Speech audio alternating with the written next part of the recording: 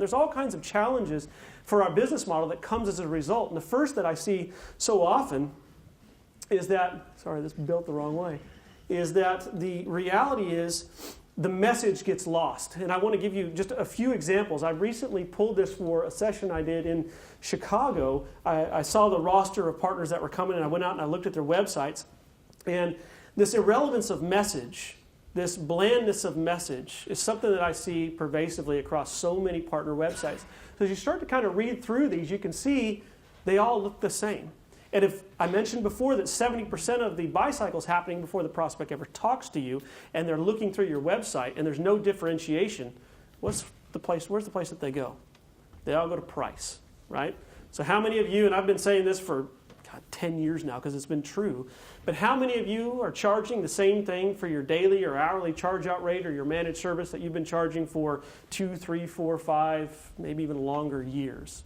The reality is, without differentiation, we can't justify a higher price point. And if we can't justify a higher price point, every year the cost of labor, the cost of the impact on SG&A, all these things are coming in and eroding away profitability. We've got to find a way to solve for this.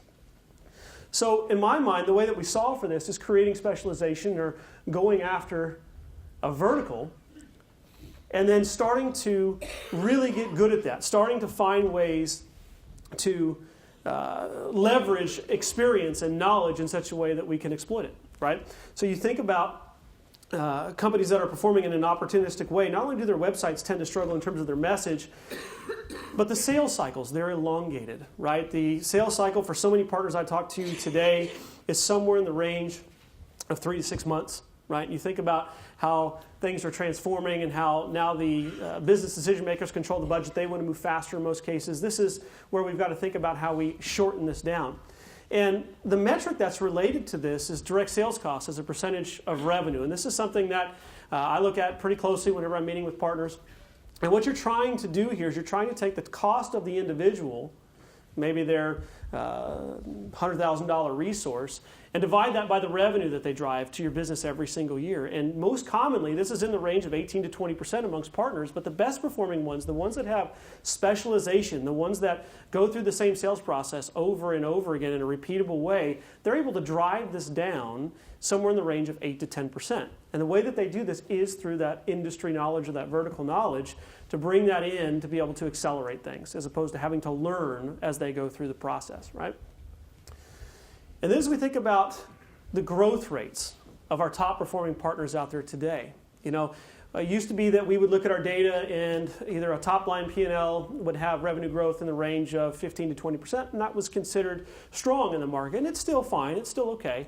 But the reality is I see the majority of partners that have the healthiest P&Ls, and I'm talking EBITDA and the ratios are in the ranges of somewhere between 12 and 18%, and I've seen them as high as 26%. Generally, their growth rates are north of that 30 points. And the reason for that is they have moved their business model over towards an area of specialization where they can create process and create repeatability and do things very quickly, but they've also pivoted away from depending on the product resale. So often when I sit down with partners that are coming out of the VAR space and starting to build this is where the lack of control over their own destiny comes in. And if 50, 60, 70% of your P&L is tied to what is associated to a vendor resale, you're always going to be victim of what that vendor is going to be driving in terms of margin or in terms of the rebates. You've got to find ways to move that over and start to capitalize on that. And when you do that, and you start to think about things like managed services in your own IP, those are recurrent in nature, right? And those are what create that high level of growth for your business.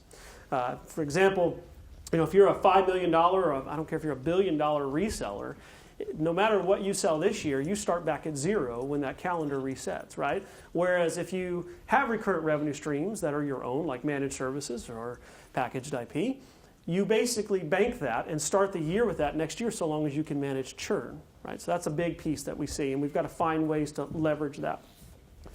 And as we think about the value of companies, there's something that's really been very active in our channel over the last 24 to 36 months is acquisitions, both on the buy side and sell side. We have a lot of folks that are aggregating and rolling things up, and we have some folks that are exiting the business and moving on, whether they're entrepreneurs or whether they are simply looking for now is the right time for them to exit and do something different.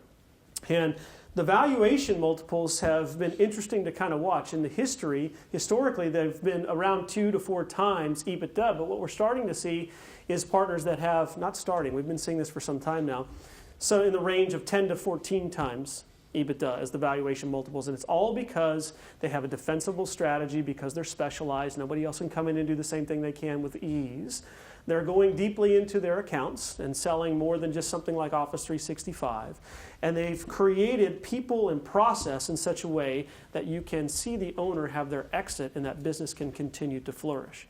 But the genesis of all this starts with creating that durable competitive advantage and thinking about specialization, landing that anchor tenant or that anchor client in such a way that you can get things started and then moving outwards across that bullseye that I talked about before.